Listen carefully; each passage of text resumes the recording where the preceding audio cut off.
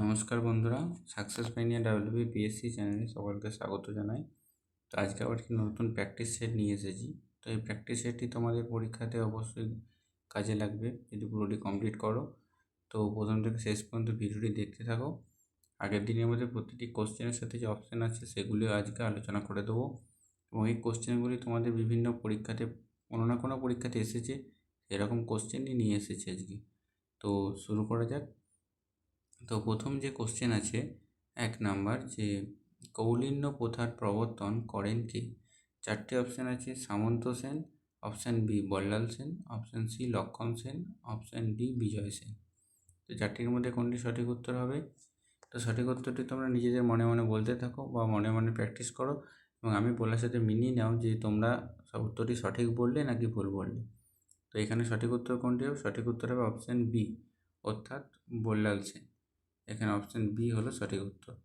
এবং এই যে বল্লাল সেন সঠিক উত্তর আছে, এখানে যে মানে যদি কোশ্চেন করে যে তিনি কোন বংশের শাসক ছিলেন, তাহলে উত্তর হবে সেন বংশে। আর যদি বলে সেন বংশের প্রতিষ্ঠাতাকে, তখন উত্তর হবে সামন্ত সেন, যেটি অপশান এতে আছে। এবং অপশান সিতে আছে যেটি লক্ষণ সেন, তাকে যদি জিজ্ঞাসা করে যে তিনি কোন রাজা ছিলেন, তো তিনি ছিলেন সেন বংশের শেষ রাজা। আর এই সেন বংশের শ্রেষ্ঠ সম্রাটকে, তো সেন বংশের শ্রেষ্ঠ সম্রাট হচ্ছে এই বল্লাল সেন। তো চলো 2 নম্বর কোশ্চেনে যাওয়া যাক। হিন্দু কলেজ কলকাতাতে প্রথম কবে প্রতিষ্ঠিত হয়? এখানে অপশানগুলি ভুল আছে, মানে অপশানটা টাইপিং মিস্টেক হয়ে গেছে। তো সঠিক উত্তর হবে এখানেতে 1817। উত্তরটি বলেই দিলাম, তো তোমরা লিখে রেখে দিও। তো হিন্দু কলেজ 1817 সালে প্রতিষ্ঠিত হয়েছিল। এরপর আছে 3 নম্বর কোশ্চেন। ভারতের প্রাচীন পর্বতমালা কোনটি?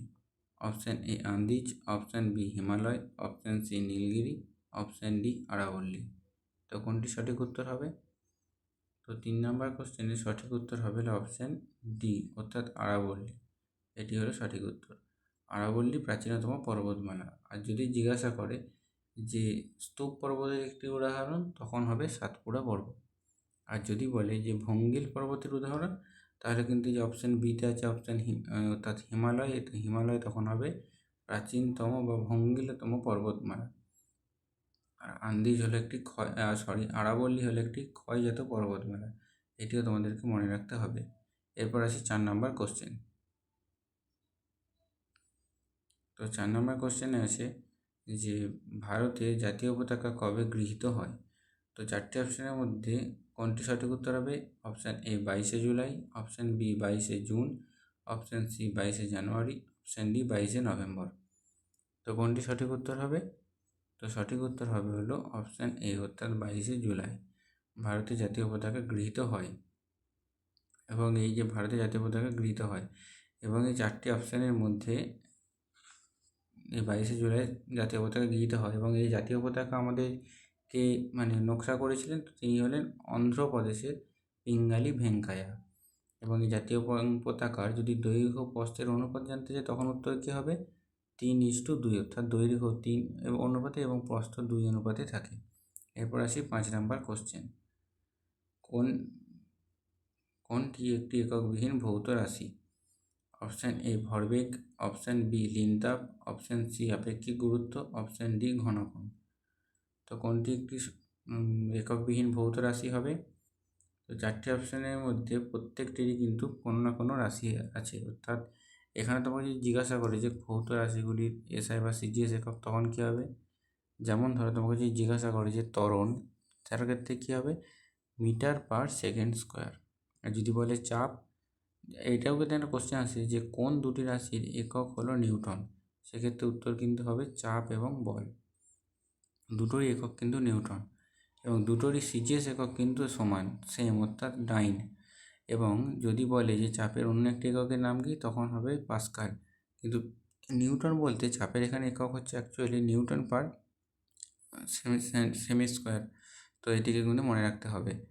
এবং পরবর্তী হচ্ছে ক্ষমতার একক কি এসআই একক? ক্ষমতার এসআই একক হলো ওয়াট বা জুল পার সেকেন্ড।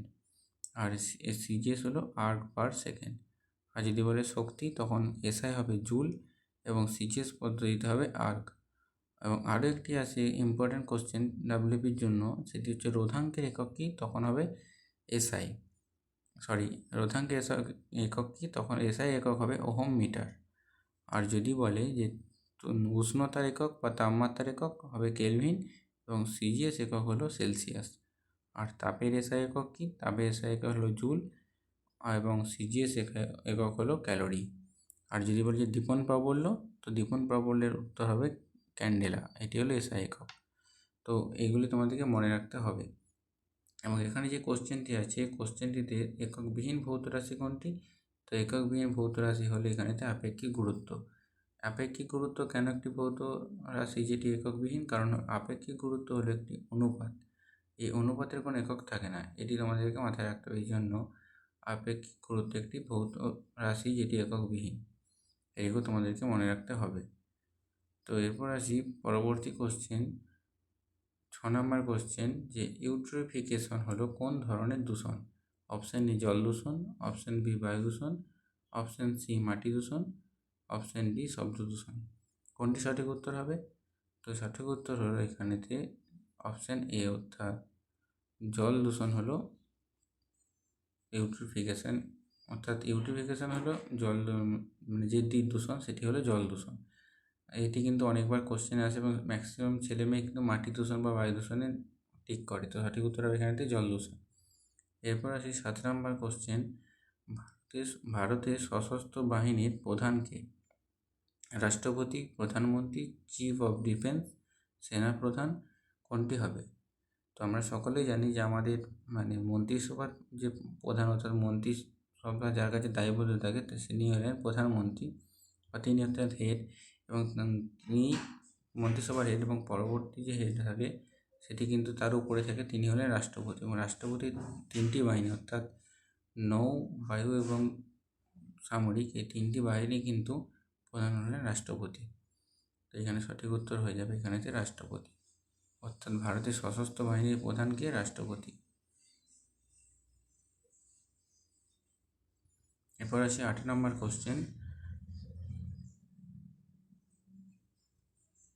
8 নম্বর কোশ্চেন হলো পশ্চিম দিকে প্রবাহিত নদী কোনটি? তো পশ্চিম দিকে যে প্রবাহিত নদী অপশান হলো এখানেতে option A Ganga, option B Godavari, option C Krishna, option D Narmada. তো কোনটি সঠিক উত্তর হবে? সঠিক উত্তরের আগে বলে দিই যে পশ্চিম বাহিনী নদীগুলির নাম কি। তো পশ্চিম বাহিনী নদীগুলির নাম কি? পশ্চিম বাহিনী নদীগুলির নাম হলো নর্মদা, তাপ্তি, সবরমতী, মাহি, লুনি এবং ঘরঘরা। এবং যদি কোশ্চেন করে যে পূর্ব বাহিনী নদীগুলির নাম কি, তো পূর্ব বাহিনী নদীগুলির নাম হলো গোদাবরী, কৃষ্ণা, কাবেরী, মহানদী এবং পেন্নার। তো এখানে অপশান অনুযায়ী যেটি সঠিক উত্তর হবে, সঠিক উত্তর হলো এখানেতে নর্মদা, অর্থাৎ নর্মদা হলো পশ্চিম বাহিনী নদী। এবার 9 নম্বর কোশ্চেন, নাগাসাকিতে কবে পরমাণু বোমা নিক্ষেপ করা হয়? 3 আগস্ট, 6 আগস্ট, 9 আগস্ট এবং 12 আগস্ট। তো এই 4টে অপশনের মধ্যে কোনটি সঠিক উত্তর হবে? আমরা জানি যে জাপানের হিরোশিমা ও নাগাসাকি শহরেতে পরমাণু বোমা ফেলা হয়েছিল। তো এই পরমাণু বোমা যদি বলে যে প্রথম কোথায় ফেলা হয়েছিল, হিরোশিমাতে, এবং হিরোশিমায় যদি কোশ্চেন করতো সেক্ষেত্রে উত্তর হতো কিন্তু অপশান বি, অর্থাৎ 6 আগস্ট। যেহেতু নাগাসাকি বলেছে, নাগাসাকিতে কোশ্চেন অনুযায়ী উত্তর হবে 9 আগস্ট, অর্থাৎ 9 আগস্ট নাগাসাকিতে পরমাণু বোমা ফেলা হয়। এটি কিন্তু তোমাদেরকে মনে রাখতে হবে যে হিরোশিমাতে 6 তারিখে এবং নাগাসাকিতে আগস্টের 9 তারিখে পরমাণু বোমা ফেলা হয়েছিল, দুটি কিন্তু আগস্ট মাসে ফেলা হয়েছিল। এরপর আসি 10 নম্বর কোশ্চেন। 10 নম্বরে বলা হয়েছে মানুষের হাত কোন শ্রেণীর লিভার? অপশান এ প্রথম, অপশান বি দ্বিতীয়, অপশান সি তৃতীয়, অপশান ডি চতুর্থ। তো কোন শ্রেণীর লিভার মানুষের হাত? তো এখানে সঠিক উত্তর হয়ে যাবে মানুষের হাত হলো তৃতীয় শ্রেণীর লিভার, এটি কিন্তু তোমাদেরকে মনে রাখতে হবে। এরপরে হলো 11 নম্বর কোশ্চেন, সবচেয়ে বেশি তড়িৎ ঋণাত্মক মৌল কোনটি? তো অপশান অনুযায়ী কোনটি সঠিক উত্তর হবে? এখানে অপশান অনুযায়ী সঠিক উত্তর হবে হলো অপশান বিতে যেটি আছে, অর্থাৎ ফুলারিন। ফুলারিন হলো তড়িৎ ঋণাত্মক মৌল। এটি তোমাদের অনেকবার অনেক পরীক্ষাতেই কিন্তু রিপিট হয়েছে। আর এরপর আসি 12 নম্বর কোশ্চেন, শিবকুমার শর্মা তিনি কোন বাদ্যযন্ত্রের সাথে যুক্ত? তো শিবকুমার শর্মা এখানে কোন বাদ্যযন্ত্রের সাথে যুক্ত হবে? Option A sarod, option B santoor, option C shehnai এবং অপশান ডি হলো সারেঙ্গি। তো কোনটি সঠিক উত্তর হবে? যেটির সাথে শিবকুমার শর্মা যুক্ত। তো সঠিক উত্তর হবে এখানেতে, তোমরা আগে বলে নাও উত্তর এবং তারপরে আমি বলছি। তো সঠিক উত্তর হবে এখানেতে অপশন বি যেটি আছে, অর্থাৎ সন্তুর। তো শিবকুমার শর্মা সন্তুরের সাথে যুক্ত।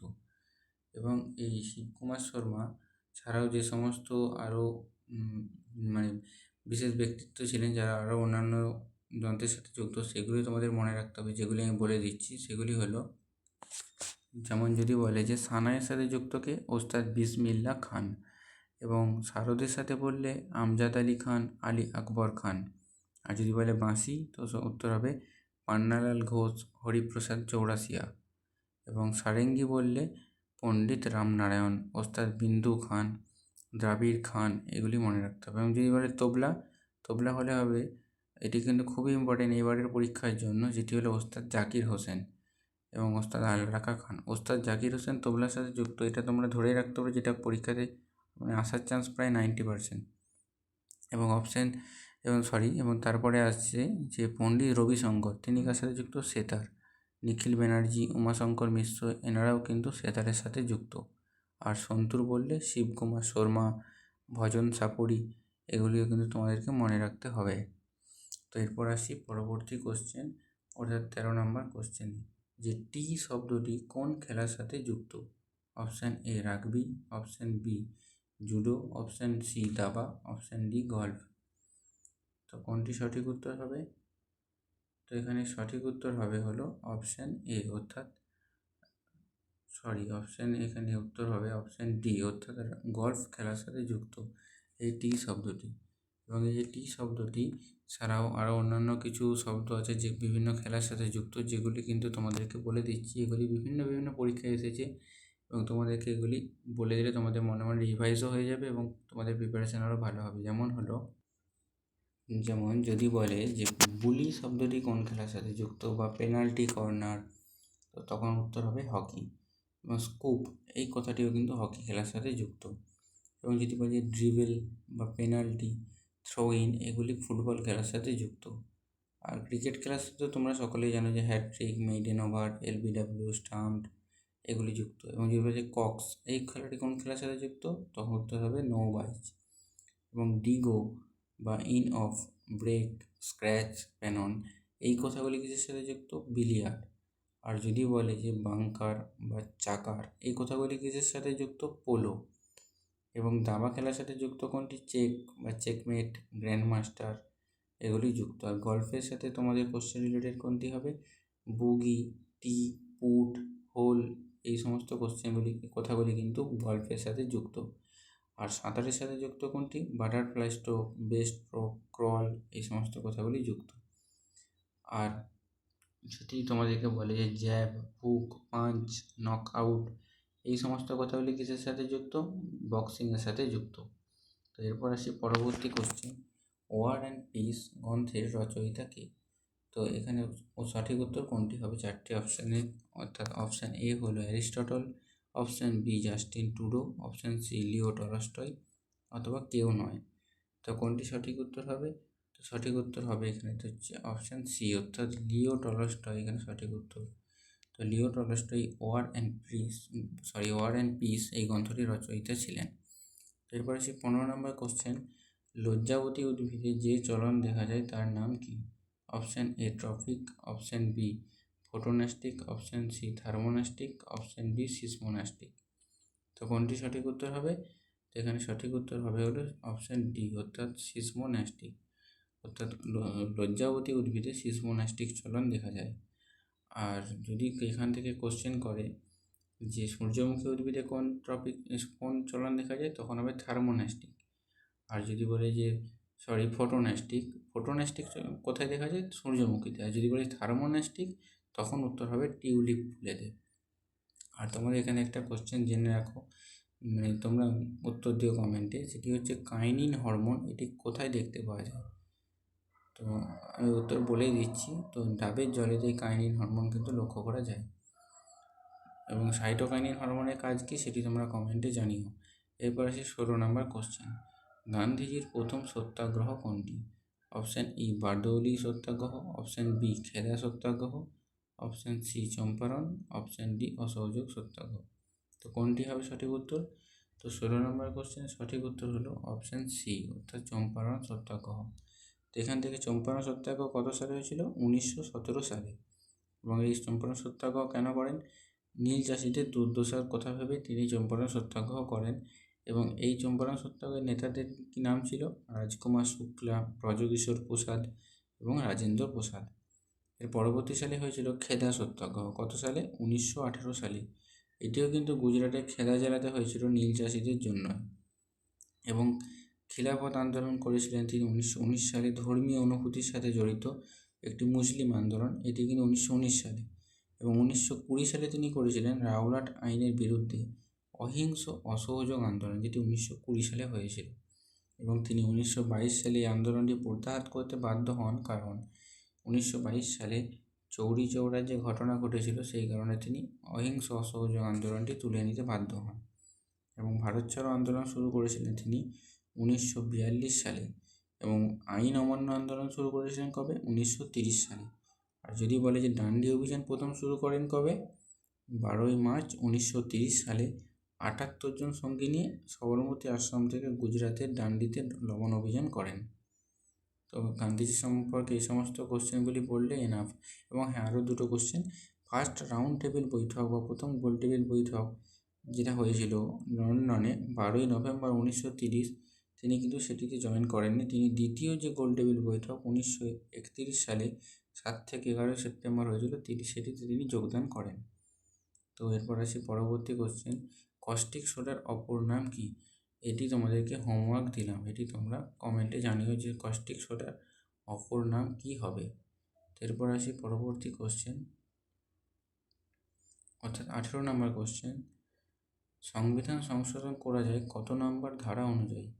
Option A 356, option B 396, option C 328, option D 368। তো কোনটি সঠিক উত্তর হবে? তো সংবিধান সংশোধন করা যায় 368 নম্বর ধারা অনুযায়ী।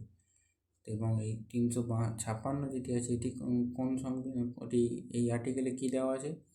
তো 356তে দেওয়া আছে স্টেট এমার্জেন্সি এর কথা। এবং 352তে কী দেওয়া আছে? 352তে দেওয়া আছে ন্যাশনাল এমার্জেন্সি। এবং 360-এ কী দেওয়া আছে?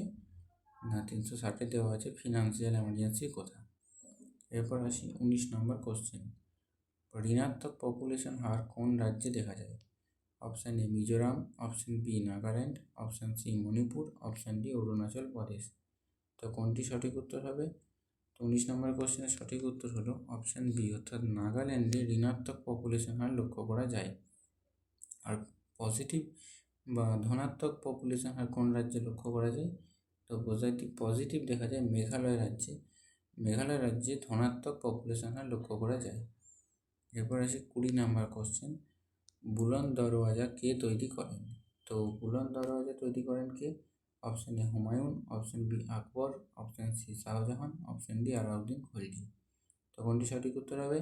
তো এখানে সঠিক উত্তর হবে বুলন্দ দরওয়াজা তৈরি করেছিলেন অপশান বিতে থাকা আকবর, অর্থাৎ আকবর বুলন্দ দরওয়াজা তৈরি করেছিলেন। এবং এটি তিনি কেন তৈরি করেছিলেন? না, গুজরাটের জয়ের যে স্মৃতি, সেই হিসাবে স্মৃতি করার জন্য তিনি বুলন্দ দরওয়াজা তৈরি করেন। এবং এটি কোথায় আছে? এটি আছে আগ্রাতে, অর্থাৎ ফতেহপুর সিক্রিতে। আর এটা যদি গুলিয়ে যেন না যায় যে বুলন্দ দরওয়াজা এবং আলাই দরওয়াজা, মনে রাখবে আলাই দরওয়াজা তৈরি করেছিলেন আলাউদ্দিন খলজি এবং বুলন্দ দরওয়াজা তৈরি করেছিলেন আকবর। এরপর আসি 21 নম্বর কোশ্চেন। ভারতের জিএসটি কবে চালু হয়?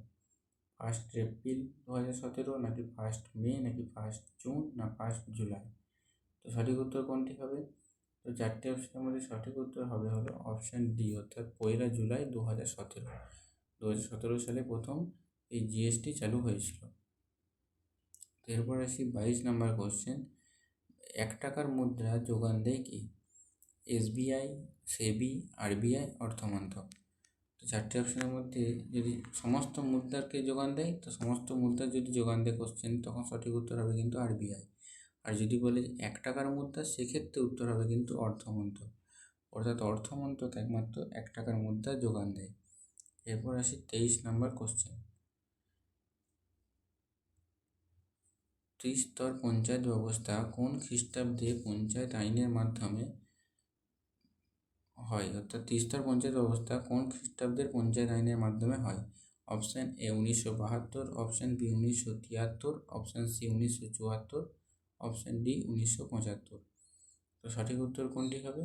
তো এখানে সঠিক উত্তর হবে হলো 1973, অর্থাৎ তিস্তার পঞ্চায়েত ব্যবস্থা 1973 সালে হয়। এবং এখানেতে যে উনিশশো যদি বলা হয় যে পঞ্চায়েত ব্যবস্থা কত সালে, অর্থাৎ মানে 1900 মানে কত সালে 33% সংরক্ষণের জন্য একটি সংশোধন বিল আনা হয়েছিল পঞ্চায়েতের, তো তখন উত্তর হবে 1992 সালের 73তম সংবিধানীতে।